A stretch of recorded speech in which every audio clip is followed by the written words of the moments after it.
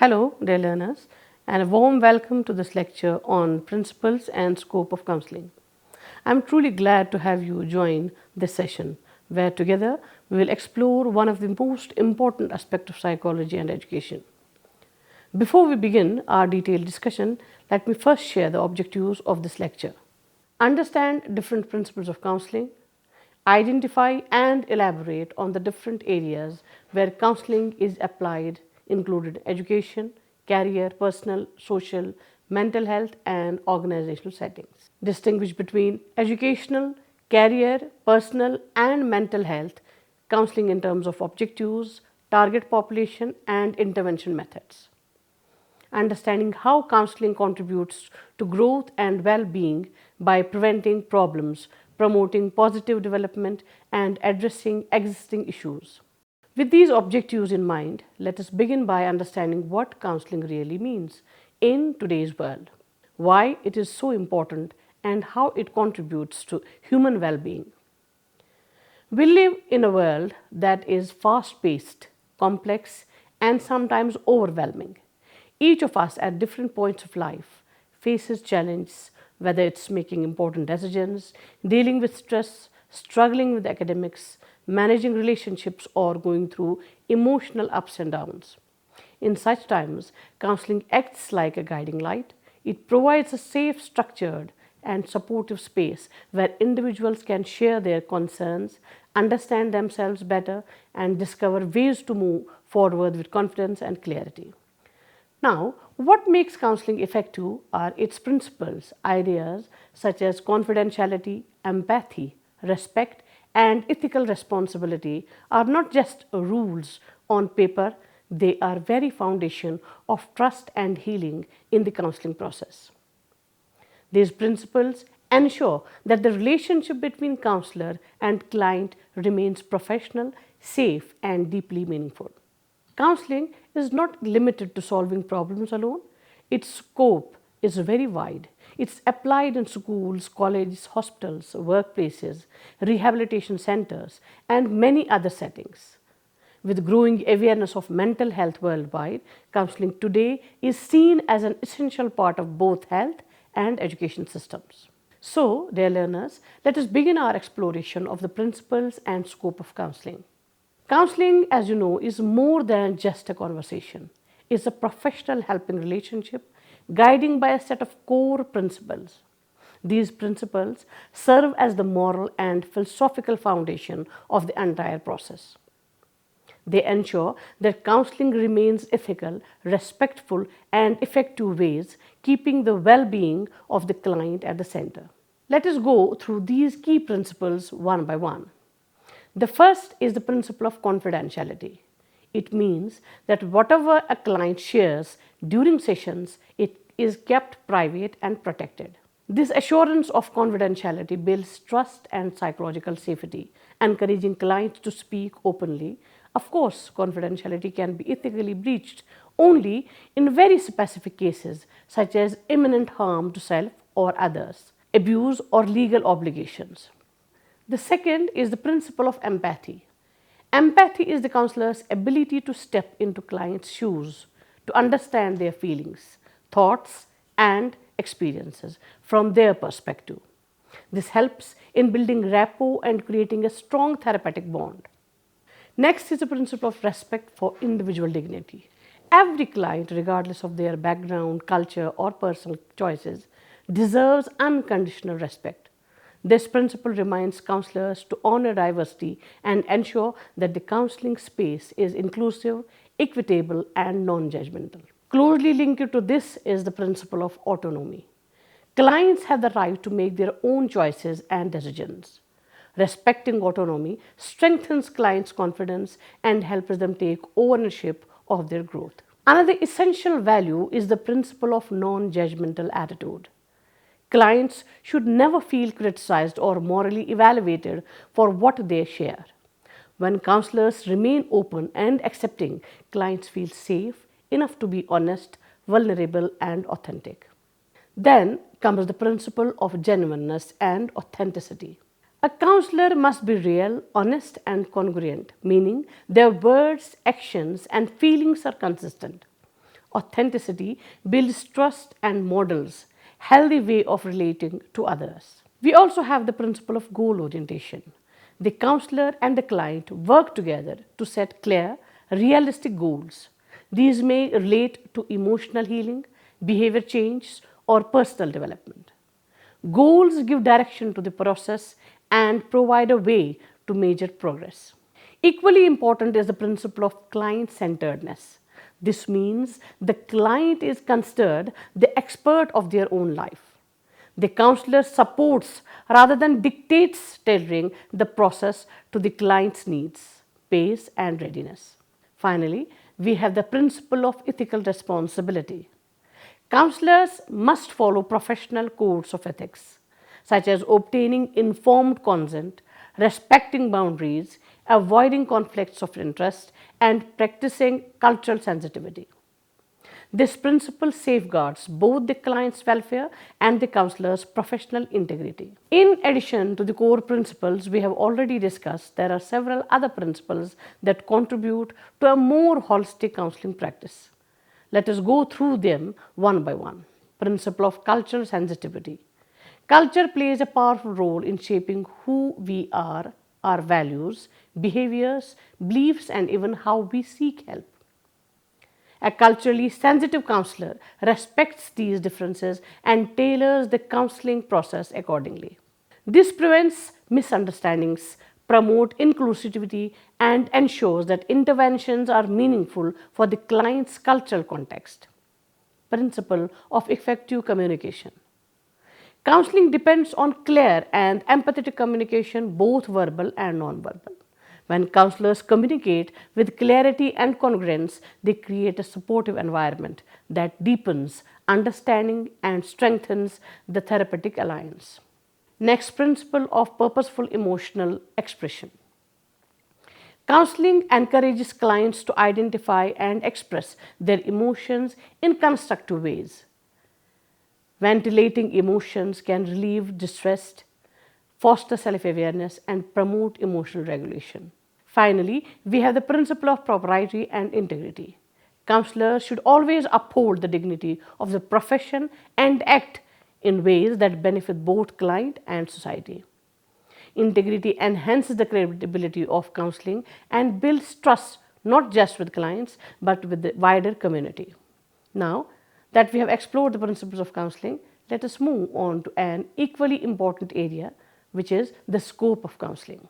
Dear learners, the scope of counseling is vast, dynamic, and deeply relevant to almost every stage of human life. It is not limited to dealing with psychological distress, rather, it extends to promoting growth, enhancing resilience, and supporting overall well being. In other words, counseling plays a preventive, developmental, and remedial role, each of which is vital in its own way. From a developmental perspective, counseling acts as a guiding light in one's journey of self-discovery and growth. Developmental counseling helps individuals recognize their strengths, clarify their values, and set meaningful goals. The preventive scope of counseling is equally significant. Here, the aim is to step in before problems take root and grow. For instance, school-based workshops on exam stress management or community programs on substance abuse awareness are excellent examples of preventive counseling. Such interventions build resilience, reduce vulnerability, and help individuals face life challenges with preparedness and confidence. When individuals are already in distress, the remedial function of counseling comes into play. Approaches like cognitive behavioral therapy, person-centered counseling, or trauma-focused methods are often used to help individuals regain balance, develop healthier coping strategies, and move towards emotional healing. Beyond these functional roles, the scope of counseling also expands into different life domains, one of the most prominent being educational counseling. Educational counseling is a specialized branch that supports students at various stages of learning, not just in academics but also in emotional and personal development. In schools and universities, students often face challenges like academic pressure, exam anxiety, peer conflicts, or even identity-related struggles. Educational counseling provides a safe space where these concerns can be addressed. It helps students manage stress, overcome learning difficulties, resolve interpersonal conflicts, and build confidence. For example, a student preparing for board exams may feel anxious and overwhelmed. Here, a counselor might use techniques like relaxation training or confidence building strategies to reduce exam stress. Similarly, students facing bullying or peer pressure find in educational counseling a supportive environment where they can express themselves, learn coping strategies, and rebuild their sense of security. Thus, the scope of counseling is both broad and deep ranging, from preventive to remedial functions, and extending into critical areas like education, career, relationships, and personal growth. It is truly a discipline that touches every aspect of human development and well being. Dear learners, having explored the scope of counseling, let us now turn our attention to its theoretical foundation, the roots that gave shape and direction to educational counseling as a professional field. One of the earliest contributors was J.C. Davis, who is often regarded as the pioneer of school guidance. He introduced structured guidance lessons within the school curriculum, believing that education should nurture not only academic success but also moral character, discipline, and vocational clarity. Another significant contribution came from J.C. White, who broadened the scope of guidance by proposing a three-dimensional model: educational, vocational, and personal social counseling. This framework emphasizes that students are holistic beings with interrelated academic, personal, and social needs. It reinforces the idea that counseling must address the learner's intellectual progress alongside emotional well being and interpersonal relationships. Building on these foundations, the role of the educational counselors has expanded considerably. Counselors today assess students' academic strengths and difficulties, design tailored strategies for learning and emotional support, facilitate career exploration and goal setting, and collaborate closely with teachers, parents, and administrators.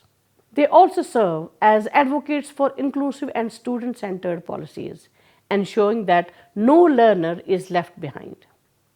In contemporary practice, educational counseling has evolved into a dynamic field that draws upon diverse approaches.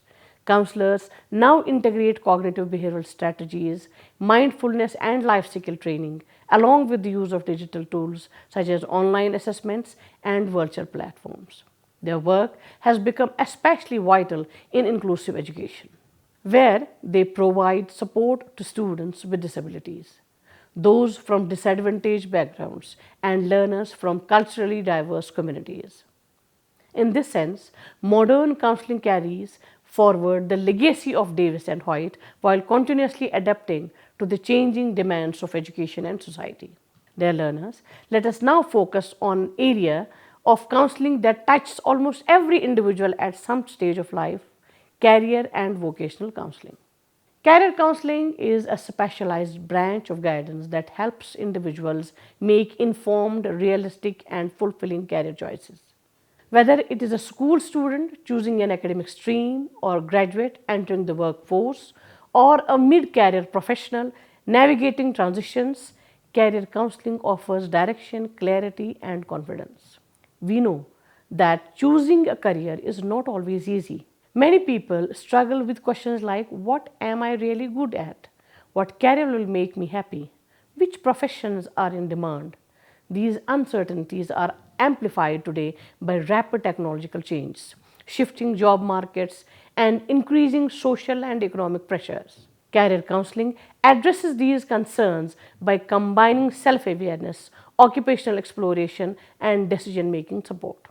In practice, career counseling involves several activities such as self assessment, where individuals explore their interests, abilities, and personality traits through standardized tools and inventories. Occupational information, where counselors provide up to date knowledge about careers, industries, qualifications, and opportunities. Goal setting and planning, which helps clients design meaningful and achievable career paths. Decision making support, where alternatives are carefully analyzed and matched with personal strengths. workplace adjustment, and skill development, which focuses on enhancing job satisfaction, coping with stress, and building essential skills like communication, teamwork, and interview preparations. Historically, the roots of this field can be traced back to Frank Parsons, often called the father of vocational guidance.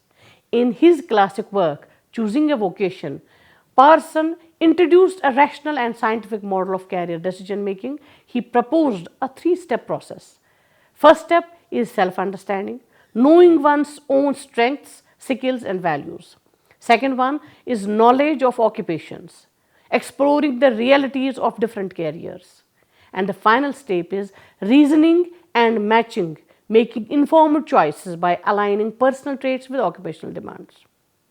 Parsons emphasized not just economic gain but also dignity, equality of opportunity, and personal fulfillment in work.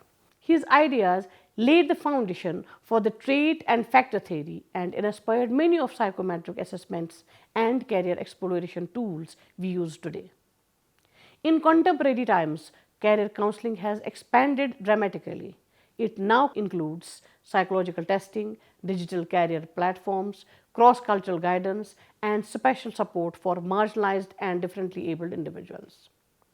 It plays a vital role in schools, universities, training institutes, rehabilitation centers, and even corporate organizations. Moreover, in today's globalized and digital economy, career counseling is also about preparing people for entrepreneurship, gig work, and international mobility. In essence, career and vocational counseling equips individuals not just to choose a career, but to adapt, grow, and thrive in a rapidly changing world of work. Dear learners, let us now move into another vital dimension of counseling: personal counseling. Personal counseling focuses on the inner world of the individual. It is concerned with helping people deal with emotional, social, and identity related challenges that may not qualify as clinical disorders but can deeply affect daily life and overall well being. Think of issues such as low self esteem, loneliness, family conflicts, or adjustment problems. These are the kinds of concerns that personal counseling addresses. The aim of personal counseling is to promote self exploration, emotional growth, and adaptive coping strategies. It helps individuals gain deeper insights into their values, emotions, and behavior patterns, while also equipping them to manage stress and make healthier life choices. In terms of approach, personal counseling is usually client centered and non directive, drawing heavily on Carl Rogers' humanistic theory.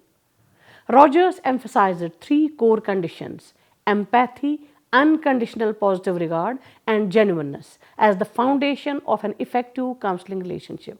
Techniques may include active listening, reflective responses, cognitive restructuring to challenge unhelpful thoughts, problem solving, and goal setting, and even narrative or expressive therapies, especially for young clients. The theoretical origins of personal counseling also extends beyond Rogers. Albert Adler's individual psychology highlights the role of social connectedness and early childhood experiences in shaping personality. In today's fast paced world, the role of personal counseling has become even more significant. Schools, colleges, workplaces, and community centers now recognize its value in fostering resilience, supporting transitions such as adolescence or retirement, and equipping people with skills to manage stress, build healthier relationships, and enhance self awareness. Ultimately, personal counseling provides individuals with a safe and non judgmental space to reflect, heal, and grow. It empowers them not only to resolve immediate concern but also to move towards deeper clarity, maturity, and inner peace. Now, let us turn our attention to mental health counseling, which is considered one of the most specialized and clinically focused areas within the counseling profession. Mental health counseling covers a wide spectrum of concerns. On one end, it includes issues such as stress, anxiety, or mild depression, challenges that many people face at some point in their lives. On the other end, it also addresses more severe conditions such as bipolar disorder, obsessive compulsive disorder, schizophrenia, or post traumatic stress disorder. Because of the seriousness of these issues, mental health counseling is usually carried out by trained and licensed professionals, clinical psychologists, psychotherapists, or psychiatric social workers, who use structured, evidence based methods to help clients recover and adapt. The work of a mental health counselor is multifaceted. It involves understanding the client's difficulties through careful assessment, planning appropriate therapeutic intervention, and supporting the person throughout their recovery journey. The counselor not only helps the individual cope with troubling symptoms but also guiding them in building long term resilience, preventing relapses, and finding meaning and purpose in life once again. Over the years, several approaches have shaped the practice of mental health counseling. For example, Sigmund Freud highlighted the role of unconscious conflicts and childhood experience in shaping mental health. Later, Aaron Beck developed cognitive behavioral therapy, which showed how negative thought patterns fuel emotional distress and how restructuring these thoughts can bring relief. Albert Ellis, with his rational emotive behavior therapy, emphasized challenging irrational beliefs, while behaviorists like B.F. Skinner demonstrated how learning principles could help modify problematic behaviors.